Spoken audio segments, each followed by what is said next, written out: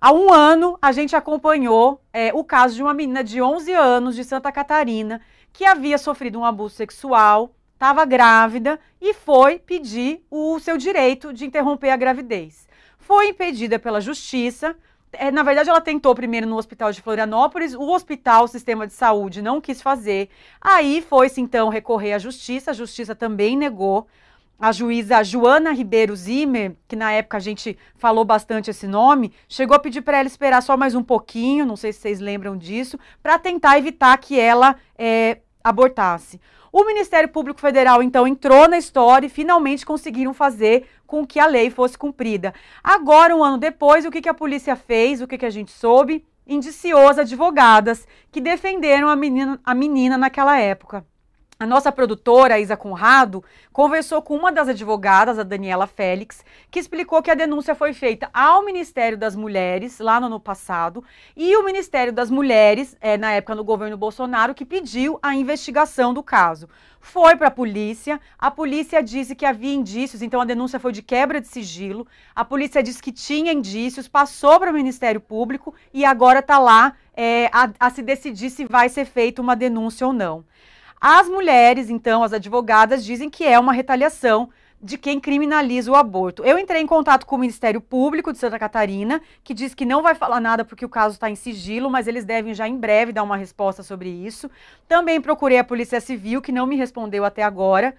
E aí, gente, a gente entra de novo no tema do aborto, da dificuldade de falar sobre isso aqui no país. E, Sema, eu queria saber a sua opinião. Você acha que pode estar mesmo havendo uma perseguição contra essas mulheres diante do contexto todo?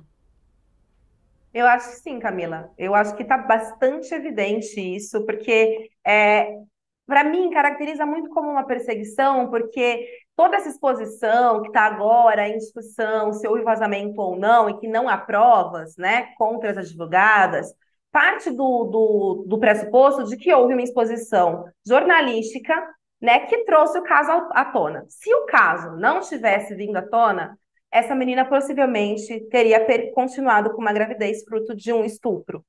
Então, eu acho que essa exposição, essa notícia, o que veio à tona com a denúncia do caso, expôs a vulnerabilidade do sistema judiciário brasileiro, que permite que uma juíza tenta coibir, de alguma forma, uma criança a permanecer com uma gravidez fruto de um estupro. Uma criança de 11 anos. Então, acho que essa é a grande questão do caso.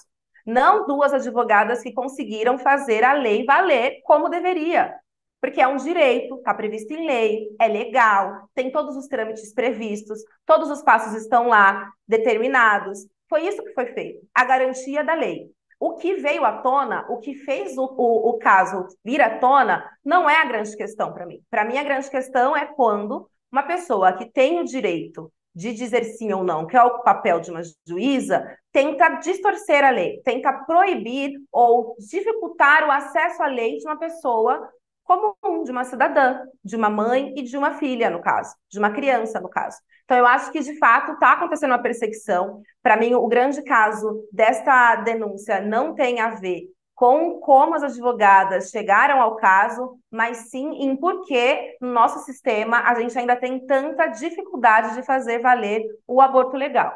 Não Pois é é. plausível para mim que uma criança de 11 anos corra o risco de não ter até o final uma gravidez fruto de um estupro. E aí querem investigar, processar advogadas que teriam passado informações para a imprensa, que como você mesma disse, se não fosse isso, talvez esse direito não teria sido acessado, né? E o pessoal lá em Santa Catarina tem todo um contexto, né, para tudo isso que está acontecendo. O pessoal lá em Santa Catarina criou uma CPI na Assembleia Legislativa para investigar esse caso. Os deputados que se dizem pró-vida, né, que criaram lá.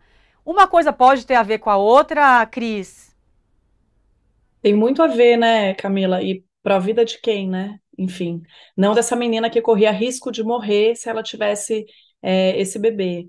Então, tem tudo a ver. A gente está falando em formas de intimidar e perseguir aqueles e aquelas que trabalham para garantir o direito, como a Sema falou, previsto por lei. Previsto por lei. A gente não está falando de ninguém cometer um crime. Quando essa menina tem o acesso ao aborto garantido, quem faz esse aborto não está cometendo um crime, ao contrário, está garantindo o direito dela que ela tem por lei.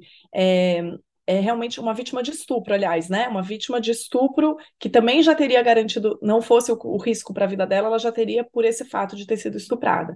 Essa CPI, Camila, que você falou, foi criada em 2022, depois da publicação da reportagem do Portal Catarinas e do Intercept, que denunciou que essa menina foi mantida pela Justiça catarinense num abrigo para evitar o acesso dela ao aborto legal, isso enquanto o feto crescia semana a semana e o risco para a vida dela aumentava também.